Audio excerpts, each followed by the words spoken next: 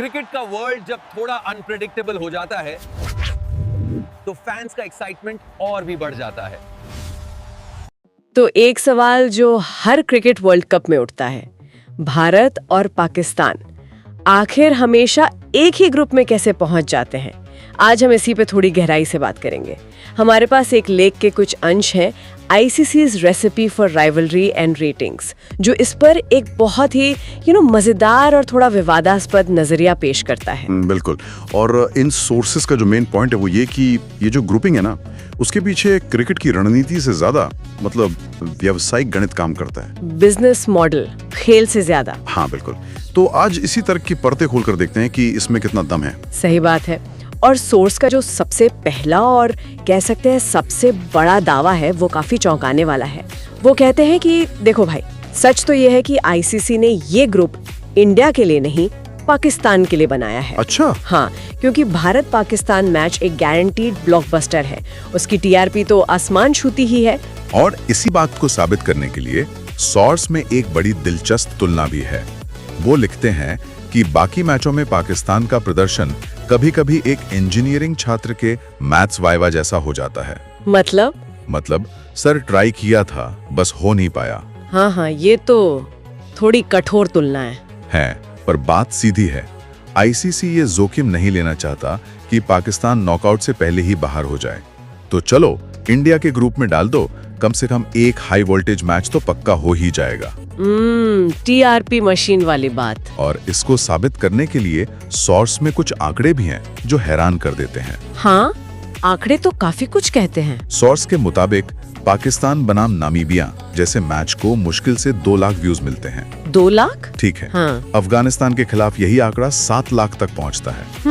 लेकिन जैसे ही सामने भारत आता है, ये आंकड़ा सीधे 9 करोड़ को पार कर जाता है। 9 करोड़? अरे ये अंतर तो जमीन आसमान का है। बिल्कुल। तो सोर्स का निष्कर्ष बड़ा सिंपल है। ICC मैच समझता है। साफ बात है। ये पूरी तरह से एक व्यावसायिक गणना है। हाँ। खेल अपनी जगह है, लेकिन ब्रॉडकास्टर और स्पॉन्सर के लिए ये अरबों डॉलर का इवेंट है। तो ये तो हुई आंकड़ों की बात। लेकिन सोर्स के मुताबिक ये कहानी सिर्फ पैसों पर खत्म नहीं होती है, ये दोनों टीमों की मानसिकता पर भी आके टिकती है। इसमें एक दावा ये भी है कि दोनों टीमों के लक्ष्य ही अलग अलग होते हैं। बेशक ये एक बहुत ही विवादास्पद नजरिया है और कोई भी खिलाड़ी या बोर्ड इसे मानेगा नहीं। पर सोर्स का तर्क है कि भारत वर्ल्ड कप जीतने जाता है। हाँ? जबकि पाकिस्तान का लक्ष्य होता है भारत के खिलाफ एक रिस्पेक्टेबल लॉस लेना। अरे लेख में तो मजाक में यहाँ तक लिखा है कि वो ट्रॉफी लेने नहीं, ग्रुप फोटो लेने जाते हैं। हाँ, ये थोड़ा ज्यादा हो गया, पर ये एक धारणा को दिखाता है। पर हर टीम तो जीतने ही जाती है ना। जरूर, लेकिन सोर्स इसे एक ऐतिहासिक पैटर्न से जोड़ता है। वो याद दिलाते हैं कि 1992 से लेकर अब तक भारत अक्सर वर्ल्ड कप में पाकिस्तान के लिए एग्जिट कार्ड ही साबित हुआ है। सही बात है। तो सोर्स इसे एक भावनात्मक रूटीन कहता है, जिसे ICC और ब्रॉडकास्टर बनाए रखना चाहते हैं, क्योंकि इसमें ड्रामा है, इमोशन है और जाहिर है व्यूअरशिप है। दिलचस्प है। सोर्स में कुछ और भी मजेदार तर्क दिए गए हैं जो लगभग मजाक जैसे लगते हैं, जैसे कि पाकिस्तान को भारत के ग्रुप में रखकर एक्सपोजर देना। हाँ, जैसे कोई ट्यूशन क्लास चल रही हो। बिल्कुल। और एक तर्क ये भी है कि अगर टीम जल्दी बाहर भी हो गई तो कम से कम भारत वाले मैच के YouTube पर हाईलाइट व्यूज तो मिल ही जाएंगे।